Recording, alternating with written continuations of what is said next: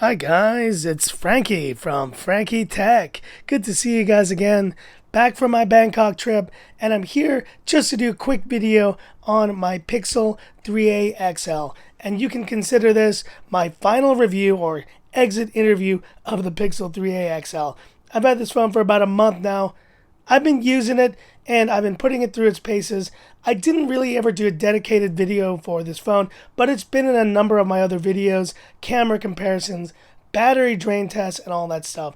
And so I'm going to explain to you guys why I think this phone is a great one for $400 if you are in the US. But for most of my audience, for you guys who are in India or Southeast Asia or in Europe, wherever else, there are just so many other phones that are a better deal than this Pixel 3a XL. And I really think in terms of design, when I first got this phone, I really was comparing it to the other Pixel phone I own, which is the Pixel 3 XL. Now this I got kind of a secondary device. I had an original dark or kind of black, just black Pixel in the past. But guys, I feel like the design language of Pixel phones right now in general is a little lackluster. There's so much going on with the smartphone market in China right now, with Huawei kind of coming back now from that ban. Shout out to Huawei coming back, and Xiaomi, Oppo, Vivo, all these companies are doing so much. So when I picked up this phone, I knew it was plastic, and yes, I didn't mind the build quality, but just knowing that it's plastic is something that once you see what these other manufacturers are doing, you can't really let it go. And yes, there's a headphone jack. Yes, we have USB-C, but it just never went past the point of feeling a little cheaper than, let's say, other phones that I've been testing, like, the Xiaomi Mi 9, for example, which for almost the same price does so much more. It's just incredible. And now, obviously, most recently, with my good old Mi 9T, I mean, you can get this phone for less than the Pixel 3a XL. And just design-wise, you see it there. There's so much going on in the China smartphone market that this Pixel 3a XL, especially with these big bezels, looks antiquated. Now, the display was kind of a welcome sight here because it was AMOLED, and it is a 6-inch AMOLED display. The colors are pretty bright. They do pop. But one of the other major negatives I had with this display was the brightness. Look at that brightness. Max brightness, guys. It just doesn't cut it.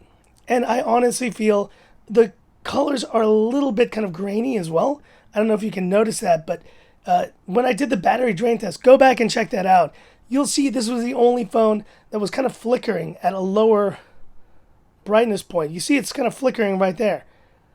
The display isn't terrible, but considering the displays, once again, that you're getting on phones like the K20 Pro and these other phones that I typically test here on the channel, it's just not up to par. Now quickly talking about performance, this is the Snapdragon 670, and while once again a decent mid-range score here, 1622, 5100, now that we're getting phones with the 675, with the Snapdragon 730, there are so many options that are just offering more performance as well. And this phone, I'm not saying it's slow, it just hasn't ever felt very snappy. And, just from kind of moving around the interface, Pixel, I think, has an image problem right now. They have a problem based on performance.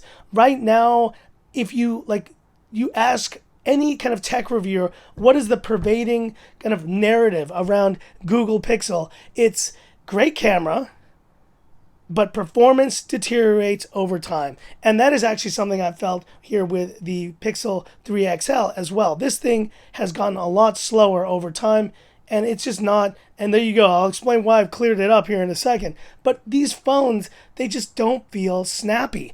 Once you use something like the OnePlus 7 Pro on a day-to-day basis, it is just very hard to then go and use a Pixel 3a XL and feel good about it. You know what I mean? It just feels so much slower than these other phones. And the Mi 9T, K20 Pro, all these other phones I've tested, they all feel snappy as well.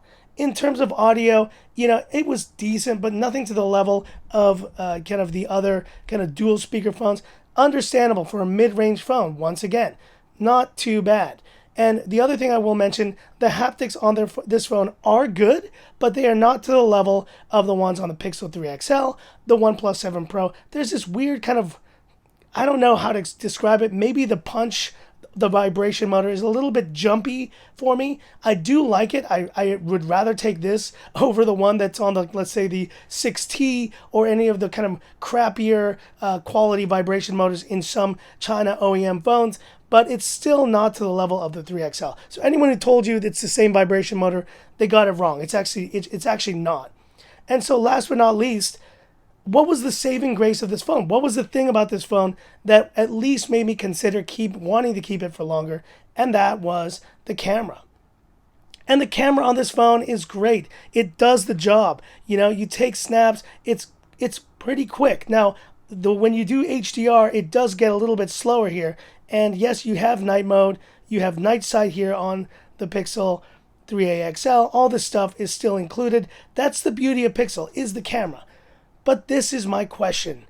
Is the camera enough on Pixel phones to justify the price that they are charging people? Is it enough?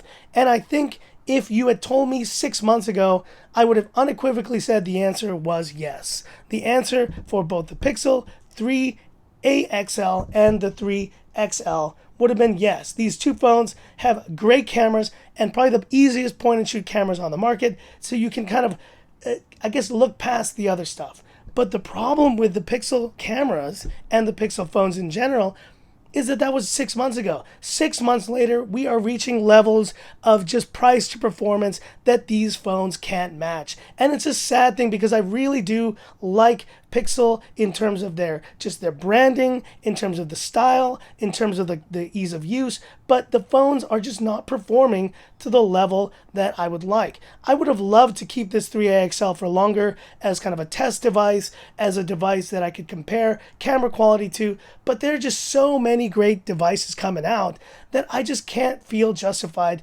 to use this phone and keep it long term. Now, you may be wondering, so I said it's a great $400 mid-range phone. Yes, if you live in the States, being the key caveat there, the key exception. If you live in the States and you can pick up this phone, you don't have many other options. You don't have the Vivos, the Xiaomis, the Huawei's of the world to get like a new Nova 5 Pro, which stay tuned for that, and other phones that just are rock bottom in terms of their pricing. And so for people in the States who want a great mid-range phone, this will do the job. It is not flashy in any way. It is kind of okay in every single section, except for, I'd say, maybe the build quality. If you do feel the plastic, at least it's kind of decent, but everything's just okay across the board. But that's for the States. If you're outside the US, if you're in India, if you're in Southeast Asia, I mean, this phone is retailing right now for still over 4,000 plus Hong Kong dollars here in Hong Kong. I mean, almost coming up to that's over 4,000, that's over 500 US dollars, right? 500 plus for a phone that has a Snapdragon 670, 4 gigs of RAM, very average build quality. The bezels are huge. It just feels like I'm using a phone from 2017 in 2019.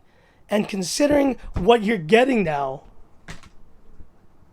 for even less, which is this Mi 9T, you put these side by side, guys, it is just night and day. I mean, and let's do max brightness on the Mi 9T. There you go. I mean, it pains me, guys. It really does pain me, because I'll just go to a random, let's just go to settings here real quick. And I'll just show you the white point. Look at that. I mean, AMOLED. But look which phone is the one that looks like it was from this year and which phone looks like it was the one from 2017. So that really sums it up there. And I hate to say it also, I will be selling moving on from my Pixel 3 XL, because this device, I did use it, get it used to really kind of keep it for the same reasons, to test it out and compare versus camera quality and stuff like that. But it's just not worth it. It's not worth it if you live outside the US. These phones are just too expensive for what they offer, and I really wish Google would just create either a super flagship. I'll pay like $1,000 for a great flagship, but you need to match it in terms of build quality, design, display, camera, everything. It needs to be to the level of the flagships. The Pixel 3 XL doesn't do that at its price point. And then the 3A XL ultimately just doesn't do it at the mid-range when you're outside the US. If you're in the US, sure, but outside, it just doesn't cut it. So I guess this is kind of my final review here with the Pixel 3a XL. I don't think this is going to be a very popular video. You guys have never even once asked me to do a review on this phone. And so that's pretty much it, guys. And the 3XL is joining it. They're going to Frankie Tech's phone graveyard, sadly. And this will give me a chance to now review different and cooler phones coming out of China. Obviously, that's the main focus of the channel. But let's hope and see what Pixel can do coming back in the later part of this year. We've seen those Pixel 4 renders, and so I'm excited about it because I still am a Pixel fan, but I just feel this year they missed the mark.